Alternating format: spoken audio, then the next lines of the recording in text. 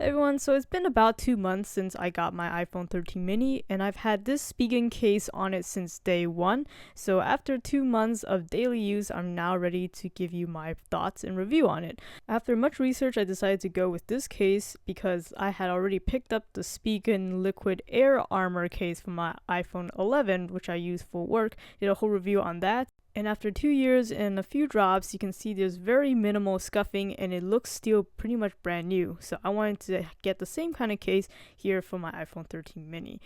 So in terms of the unboxing, it's really minimalistic. We do have a little bit of paperwork here to advertise its compatibility with MagSafe accessories. So you can tack on another MagSafe accessory or use it with MagSafe because of this case.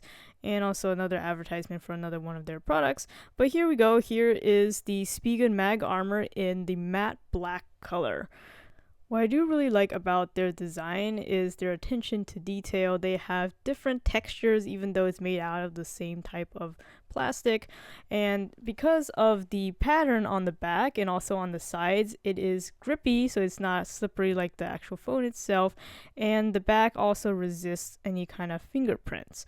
On the inside, you can already see the little outline for where the MagSafe ring is. And although a pretty slim case on its own, you can see there are little bit pockets of air in the corner to help with shock absorption if you were to drop your phone. Slipping it onto my phone, it's so simple and it fits like a glove. You can see that all the buttons are nicely raised and they're still just as clicky and functional as ever. And I have no problems accessing the ports because of the cutout, so including the mute switch as well as the charging port, and the speakers are also nicely open, and of course that camera cutout. Although the case itself is very lightweight and it doesn't appear to be very thick or bulky, it definitely does add a little bit of thickness to your phone. The ring around the camera cutout definitely does protrude on the back, so your phone is still not going to sit flat on a flat surface. But what I do like about this particular case is its attention to detail. So still sticking with that camera cutout, if you look at the inside, there's actually a little bit of a glossy layer of plastic. This is to prevent any lens flare when you're doing flash photography. Then on the front of the case, it does have a small lip to raise your phone so your screen isn't directly touching the surface you place it on. And if you look at the very top where the phone speaker is, you can see there's actually even a little bit of an indent to accommodate that particular section of your phone too. Is those attention to detail that I really appreciate, the craftsmanship that went into designing Spigen cases. The lip also doesn't intrude on the screen itself because I was able to install a glass screen protector soon afterwards with no issues. If I had a little gripe about this case's design, would probably be the vertical walls of the camera cutout. If you look at the one on my iPhone 11, you can see the walls actually kind of contour in towards the camera bump for the iPhone 11 so that dust doesn't really accumulate in between the case and the bump.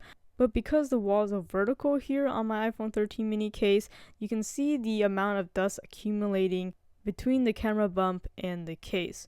Though thankfully the case is also still very easily to remove if you needed to give your phone a good wipe down or a clean, or even to clean the case itself because it is made out of plastic, so you can just give it a quick rinse, dry, and then snap it right back on the phone. But honestly, I find myself very rarely having to remove the phone for cleaning purposes just because of the matte black texture of the case really hides any kind of fingerprints or grime. Now let's talk about that extra MagSafe feature built into the case. I was also considering another case that didn't have MagSafe due to its design, but after trying it out, I realized how much I really appreciated the functionality of MagSafe. From charging or to very quickly mount my phone onto a car phone mount, I found MagSafe to be indispensable. And unfortunately, the magnets in the phone itself is not strong enough to hold itself up if you do have a non-MagSafe case on it. Yes, I have tried.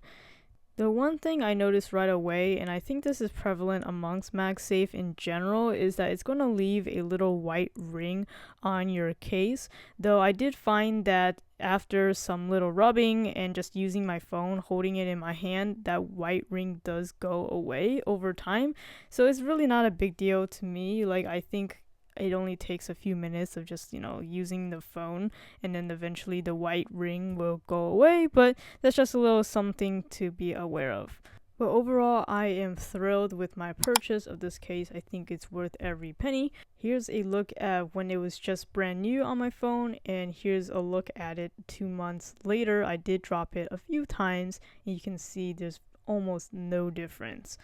So if you're interested, definitely check out the link in the description.